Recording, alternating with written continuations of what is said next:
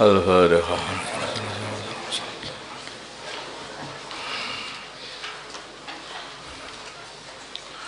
Keputusan Rasul Masail Rabu 27 Muharram 1447 Hijriah. Masalah urusan bayi tabung. Ada sepanjang suami istri yang melakukan program bayi tabung, yaitu salah satu metode reproduksi yang dilakukan dengan mempertemukan sel telur dan sperma di luar tubuh. Tetapi hasil pembuahannya ditanamkan di rahim wanita lain.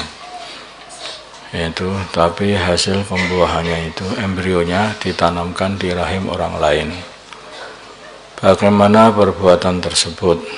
Yaitu menanamkan embrio di rahimnya orang lain yang bukan istrinya. Jawabnya adalah haram. Kalau sudah terjadi, kepada siapakah anak tersebut dinisbatkan menurut pandangan syariat? Ada 3 pendapat.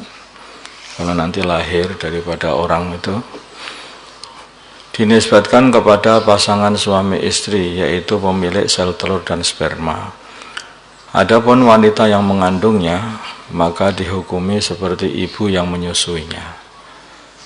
Adapun wanita yang mengandungnya, itu yang ditanami embrio tadi, yang melahirkannya tadi, itu dihukumi ibu yang menyusuinya, sedangkan yang punya telur itu dihukumi seperti ibu kandungnya. Ini adalah pendapat yang paling kuat karena ini sesuai dengan yang ada di kitab-kitab mazhab Syafi'i. 2. Dinisbatkan kepada wanita yang mengandungnya. Ini kebalikannya, yaitu nasabnya dinisbatkan kepada wanita yang mengandungnya. Jadi itu wanita yang mengandungnya, yang melahirkannya itu ibu kandungnya. Adapun wanita yang memiliki sel telur, maka dihukumi seperti ibu menyusuinya. Kebalikannya yang nomor 1. Yang 3, tidak bernisbat kepada salah satu dari dua-duanya. Dikarenakan ibu hakiki adalah yang memenuhi 2 perkara, yaitu pemilik sel telur dan juga mengandung serta melahirkan. Dan kedua perkara ini tidak ada di salah satu dari kedua wanita tersebut.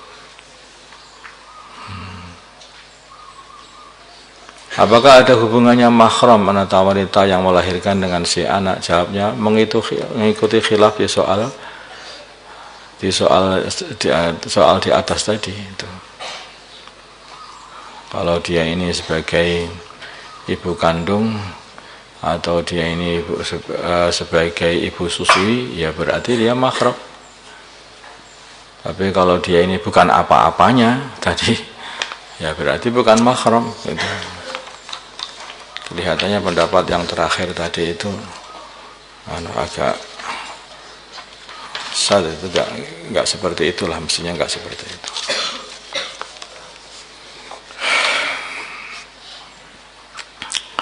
Yang kedua, masalah menjual piutang kepada orang lain. Piutang ini adalah kalau kamu ngasih hutang kepada minjem seorang uang, maka itu ada piutang, ada orang yang hutang, ada harta yang dihutangkan itu. Maka piutang itu orang yang punya hak untuk punya hak narik harta itu lagi, yang menghutangi itu. Jadi adalah seorang pebisnis yang kaya, yang dermawan, karena kedermawanannya banyak tetangga-tetangga beserta kerabatnya yang berhutang kepadanya. Tetapi tetangganya yang bernama Julian sangat susah untuk disuruh melunasi hutang, padahal hutangnya sudah jatuh tempo dan ia juga terlihat mampu sebetulnya untuk membayar, tapi enggak kunjung mau membayar. Akhirnya Zaid menjual piutang tersebut. Menjual piutang tersebut kepada Pak Kades dikarenakan Pak Kepala Desa diyakini dapat menagih hutang kepada si Julian tersebut dengan mudah karena ia terkenal tegas dan galak. Ya enggak lah, karena dia kan Pertanyaan, bagaimana hukum perbuatan Zaid dengan menjual piutang kepada piutang sebagaimana dikrisip di atas? Jawabnya adalah diperinci. Jika hutang tersebut dibeli dengan mata uang yang sama, dengan nominal yang tidak sama, maka hukumnya haram dan tidak sah karena termasuk akad riba. Solusinya adalah bisa dengan saling menghibahkan. Jadi begini, Pak Zaid memberi duit kepada Pak Kades memberi duit kepada Pak Zaid, dan Pak Zaid memberikan piutangnya kepada Pak Kades. Itu boleh. Jadi beri memberi, saling beri, saling menghibah. Jika hutang tersebut dibeli dengan mata uang yang berbeda, atau dibeli dengan barang, maka hukumnya boleh dengan syarat pembayaran langsung diserahkan di majelis akad agar tidak terjadi jual beli dengan hutang. Bai'udin bidain. Pak Kades membawa kambing atau membawa apanya itu, barangnya itu dibelikan untuk membeli piutangnya siapa tadi, si Zaid itu, langsung diberikan, nanti barangnya jelas itu. Atau mata uang yang berbeda, mungkin dari rupiah ke dolar, dia memberikan dolarnya ke Zaid itu, nih itu berbeda. Nanti terus Kanjeng Zaid memberikan piutangnya kepada Pak Kades. Itu boleh dengan cara seperti itu. Tapi ya harus langsung diberikan, bukan tempo itu. Sama saja hutang dengan hutang, nggak boleh jual hutang dengan hutang. Masih harus dengan cash, jelas di depannya situ. Apa jenenge kalau dalam bahasa ini? Muayyan, barang benda yang jelas itu.